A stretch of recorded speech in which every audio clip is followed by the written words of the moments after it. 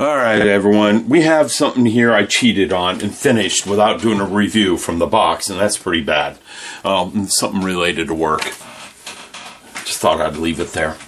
Alright, so let me get him out of the way. He's not done. He's close to done though. Really close to done. What we have is this Shin Getter. It is a Cross Silhouette model kit, and it comes with both frames, so you can do it as SD, you know, like this little new Gundam, or you can do it in the bigger version, and I'm probably going to go downstairs and get something in a minute. So this video will get, well, I'll do it for the end. This is going to be a two-part video. Alright, opening the box up, and you can see from the box flap, so we're going to do kind of out-of-box review with the review. And it does come with 4 hands, bat wings, and the axe. And the axe has been painted there, and I have not painted my axe. And I don't know if I will. I usually build these SD Gundams as stress relief. I don't have a lot of free time right now, and these are great for not a lot of free time. All my free time is really going to working with this guy right here. Anything complex. He's getting a lot of paint on him. Okay? And I really love how some of these weapon pods on him came out. They came out really nice. But anyhow, we look on this side, and it does have the SD frame. It does have the Cross Silhouette mode. I'm going to leave him in this mode. I'm not even going to convert him to the SD frame because I like the way he looks. Okay? So let's take a look in here. It comes with 2 sets of eyes, and I didn't do both sets. I only did 1 set, and you'll see why in a minute. We have my stuff in here. Empty these out. In fact, I take these downstairs with me. I have a 2-story house, and whenever the kids are watching TV and pretty calm, I can work on one of these. So I tend to carry around my God hands and my Bandai hobby nippers, Mr. Hobby Nippers, a sanding stick, and tweezers, and that's all I ever use on these little SD kits. Occasionally I do some painting, and I almost always do some panel lining. So Shin Getter here is going to get some panel lining. Okay?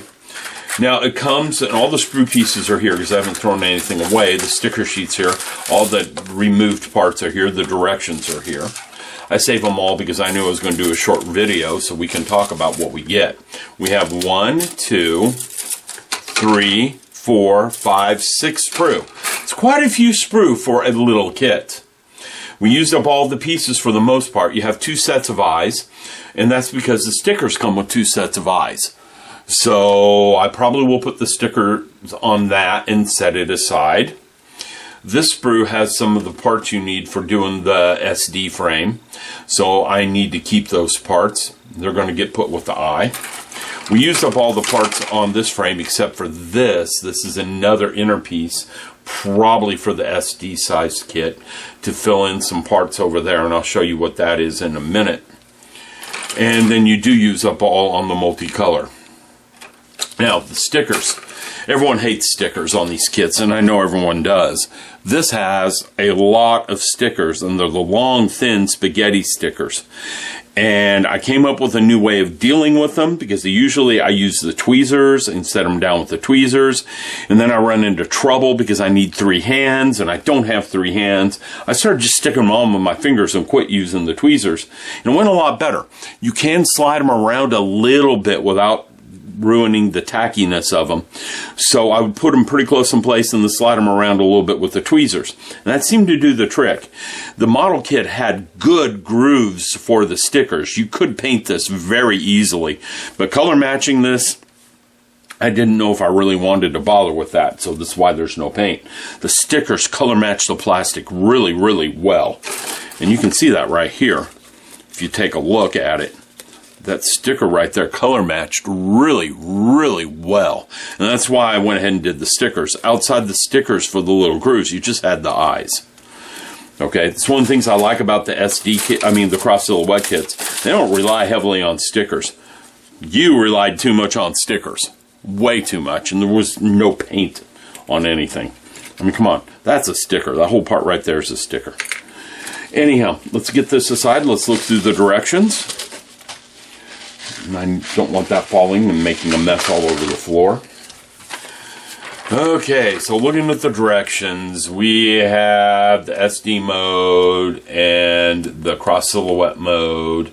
Okay, I haven't put him in this format right here. I haven't put the axe through both hands.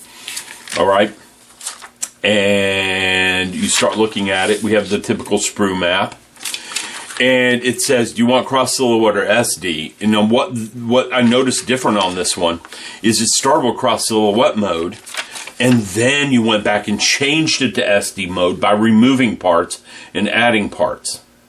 Okay, so the head shrinks a little bit and the arms and legs shrink a little bit to give that super deformed look, like Mr. New right here. He's not quite done because I haven't quite finished painting the fin funnels right here. I'm probably funnels right here. Just call them funnels. No one will get mad at you.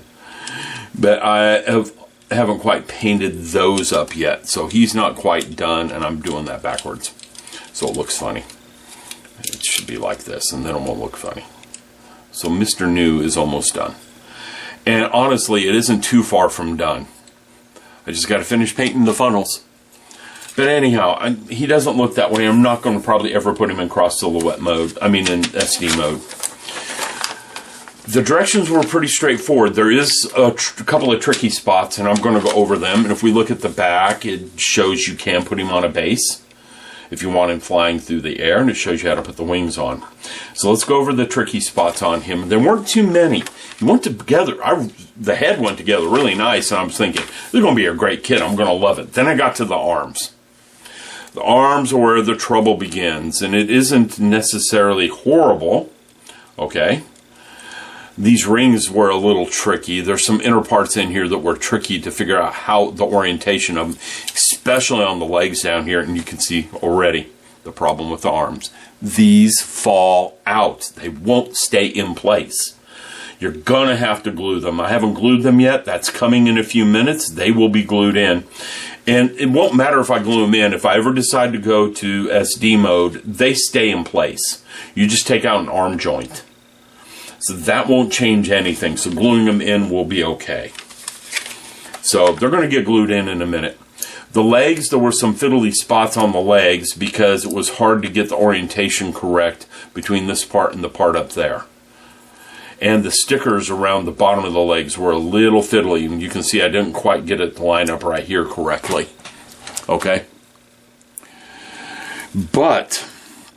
and you can see a gap in the stickers there, and you can see the arm is open there. The arms just come open, and the parts fall out. That is one of the bad spots here. The axe slides in and out really nicely, and it's held tight. I don't like the tide mark in the axe. So if you want to get rid of tide marks, it's a big part, so it's going to get some tide marks from molding, or they throw away a lot of them. The wings don't have, the wings do have them, see them? And it looks flat and glossy in places. There wasn't a lot of care done on those wings, nor on this. But if you paint them, they go away. Those tide marks will disappear with paint. They should anyhow.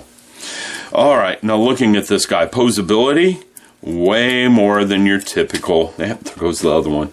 Those parts just like to fall out. Way more than your typical SD Gundam. His legs will split apart. His arms and joints will move. He's more like a high grade in his poseability. The wings move. Okay? And this, I like the cross silhouette frame. And I do like these SD cross silhouette Gundam kits. They are more expensive. Like I paid $2 for this guy, or $3. I literally paid $3 for this. And then the $5 shipping from Japan. But he's still not very expensive. And I bought a lot of things once, so the shipping wasn't $5. Okay, so this guy's got some poseability to him. His legs move fairly well. There's some nice joints there on the legs. It's a ball joint, but it can move up and down a little bit, as you can see. The ball joint there can move up and down, so you can elongate or shorten those legs. So he can get shorter by just pushing it in, or you can pull it out and give him some height. So there is some nice there.